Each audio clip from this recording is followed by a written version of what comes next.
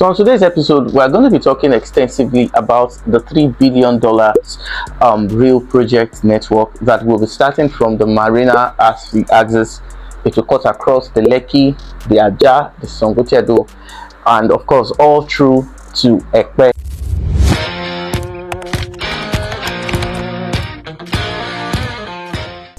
Now, this is actually a laudable project, and of course Lagos State government needs to be applauded for this wonderful initiative.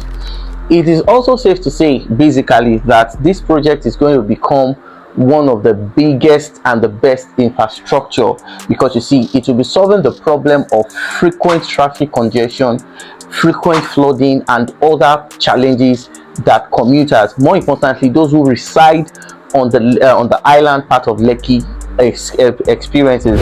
Of course, the Lagos Calabar Coastal Road was supposed to be a game changer, but you see, this rail project is a good one, and of course Lagos State government deserves to be applauded for this. However, as interesting as this may sound, it also carries its own consequences. On today's episode, I'm going to be talking about the advantages and of course the disadvantages of the rail project. So I'll be back immediately after this short commercial to give you more. Don't forget to like, subscribe, and share.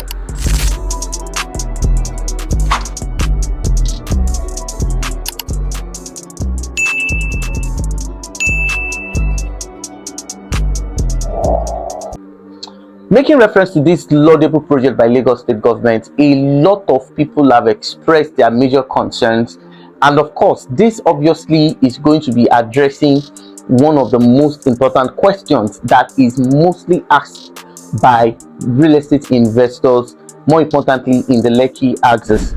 Now, if you own a property within the marina axis of Lagos down to Ekpe, this is not the best time to sell your property for a cheap. Now, the reason why I'm saying this basically is that this rail construction, if it is finally and eventually achieved, is going to become one of the major transformation that will be happening on the highland. And one of the things you need to understand basically is that, as laudable and as impressive as this may sound, the government intends to start this project by December 2025. It is said to be a 2-year project, and we are looking forward to see how fast they will be able to achieve this. But the not so good part of this real project basically is that it's going to affect a whole lot of properties that may be found inside the right of way. If you don't understand what I meant by right of way, I have several videos. Of course, you can click on the link where I talked about different right of way. In fact, I did a video addressing this major concern, but the major focal point of today's emphasis is going to be talking about the not so good part of this, and we are going to be examining the negative impact on people, more importantly residents of this community. Now, if you're familiar with Lagos, you will understand that the Lagos rental market is undergoing a massive crisis, and one of the massive crises is the uncontrollable increase of rents in Lagos. For instance, if you're familiar with the Yaba, the Surulere, and other parts of the mainland, you'll attest to the fact that for you to rent a 1-bedroom apartment in this axis is being charged. Landlord collects 1.5 million for a 1-bedroom apartment, and then if you are going for other housing units, 2-bedroom is between 3.5 to 4 million, and in some places it is even higher. And the reason for this basically is due to the fact that there are a lot of infrastructures that are on the mainland, and the reason why most people have been avoiding the island is due to the fact that, number one, the periodic flooding has discouraged so many people from having several engagements on the island. And as I'm talking to you right now, there is a massive construction of road. Now, the road started from the Lekki axis. As I'm talking to you right now, they have gone past the Adesoya, and this construction is being done simply because government wants to achieve that rail project. Now, this is what is going to happen. So if you are a diasporan who is probably thinking of retiring in Lagos, this particular episode is for you. Or if you are a Lagosian, okay, who plans to spend most of his active days in Lagos, this information is equally meant for you. What can you do in this kind of scenario? Now you can go and buy a land. It does not necessarily have to be a full plot. If you have a 150 square meters, you can construct comfortably a 2-bedroom apartment. If you have a 300 square meters, you can construct comfortably a twin duplex of 3-bedroom terrace duplex. You can do it. There's a lot you can achieve on the land.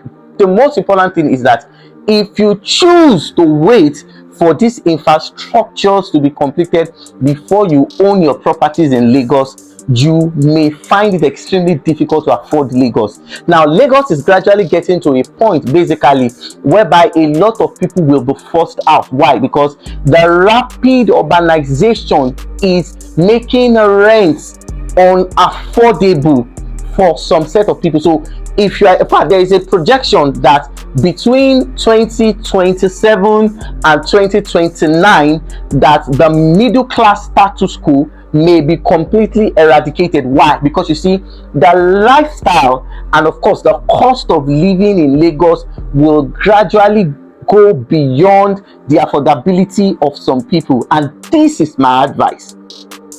The real project have not started. Landlords in the Ibeju-Lekki axis have increased their rent by 150%. Imagine what will happen, okay, if the real project starts December and it continues and the island is completely urbanized. You know, you have the coastal road being functional, you have the Lekki Expressway being functional, you have the rail network being functional, you have the proposed international airport being functional. The consequences basically will now be that landlord will force. Now, there's a projection that a normal 1-bedroom apartment by 2028, 2029, 2030 may be rented for as high as 3 million naira in the Ibeju-Lekki axis. Now, some people are beginning to, migrate from Lekki down to Ajah. People that cannot afford Ajah are now coming to the Ibeju-Lekki axis, and because of the large influx, of renters from the Abramadesoya, from the Abijo, from other parts of the highland to the Ibeju-Lekki, this has forced the Ibeju-Lekki landlords to increase their rent. Now, if this rental hike continues, there is a projection that the low income earner may have to find an alternative resident for themselves. And what will be the alternative resident? Ijebu-Ode will be an alternative resident, and Ijebu-Ode won't be cheap. Presently, right now, as I'm talking to you right now, a plot of land in